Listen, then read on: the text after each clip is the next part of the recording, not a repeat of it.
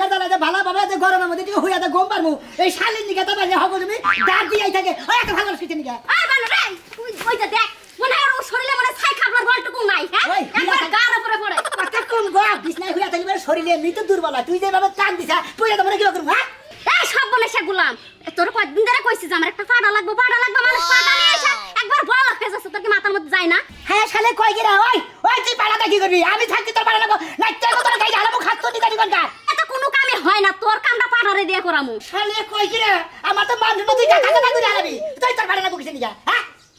পাড়া নিয়ে এসে ভর্তা করে খামনি চিন্তা করছ আমার একটা পাড়া ওই পাড়া যদি বাচ্চানি বতা করে তুই তার আগে তো বন্ধ ছেড়ে দেবো পাড়া লাগবো কিসে নিগা হ্যাঁ এই যে শুনো হ্যাঁ